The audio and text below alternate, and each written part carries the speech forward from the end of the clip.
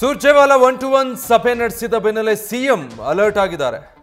ಶಾಸಕರನ್ನ ವಿಶ್ವಾಸಕ್ಕೆ ತೆಗೆದುಕೊಳ್ಳೋದಕ್ಕೆ ಸಿಎಂ ಸಿದ್ದರಾಮಯ್ಯ ಮುಂದಾಗಿದ್ದಾರೆ. ಹೀಗಾಗಿ ಜುಲೈ 30-31ರಂದು ಜಿಲ್ಲಾವಾರು ಶಾಸಕರ ಸಭೆ ಕರೆದಿದ್ದಾರೆ ಸಿಎಂ ಸಿದ್ದರಾಮಯ್ಯ. ನಿಮ್ಮ ಕ್ಷೇತ್ರಗಳ ಬೇಡಿಕೆ ಏನಿದೆ ಪಟ್ಟಿ ಸಮೇತ ಬನ್ನಿ ಅಂತ ಸಿಎಂ ಸೂಚನೆ ಕೊಟ್ಟಿದ್ದಾರೆ.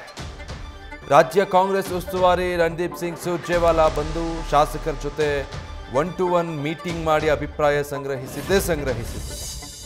ಮುಖ್ಯಮಂತ್ರಿಗಳು ಈಗ ಶಾಸಕರ ವಿಶ್ವಾಸ ಪಡೆಯೋದಕ್ಕೆ ಮುಂದಾಗಿರೋ ಹಾಗಿದೆ. ಕೆಲವರೆಲ್ಲ ಸಮಾಧಾನ ಇದೆ ಅಥವಾ ಅನುದಾನದ ವಿಚಾರ, ಕ್ಷೇತ್ರದ ಅಭಿವೃದ್ಧಿ ಏನಿರಬಹುದು ಅದೆಲ್ಲವನ್ನು ಸುರ್ಜೇವಾಲಾ ಬಳಿ ಹೇಳ್ಕೊಂಡಿದ್ರು. ಡೀಟೇಲ್ಸ್ ಕೊಡ್ತಾರೆ ಹರೀಶ್.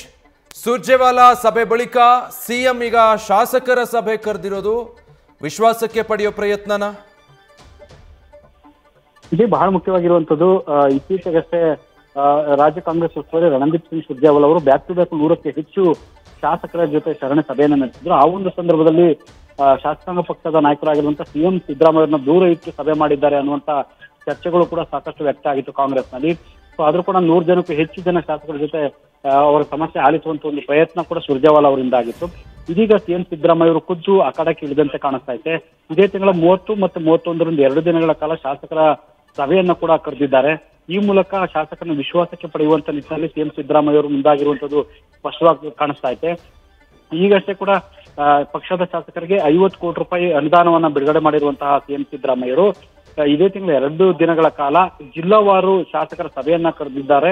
ಮತ್ತೆ ಅವರ ಸಮಸ್ಯೆಗಳನ್ನ ಆಲಿಸುವಂತ ನಿಟ್ಟಿನಲ್ಲಿ ಕೂಡ ಆ ಒಂದು ಸಭೆಯಲ್ಲಿ ಚರ್ಚೆ ನಡೆಸ್ತಾರೆ. ಅಂದ್ರೆ ಇಲ್ಲಿ ಕಾಂಗ್ರೆಸ್ನಲ್ಲಿ ಆಗ್ತಿರುವಂತಹ ಬೆಳವಣಿಗೆ ಹಿನ್ನೆಲೆಯಲ್ಲಿ ಸಿಎಂ ಸಿದ್ದರಾಮಯ್ಯರು ಅಲರ್ಟ್ ಆಗಿರುವಂತೆ ಸ್ಪಷ್ಟವಾಗಿ ಕಾಣಿಸ್ತಾ ಇರುವಂತದ್ದು. Vijay, thank you Harish.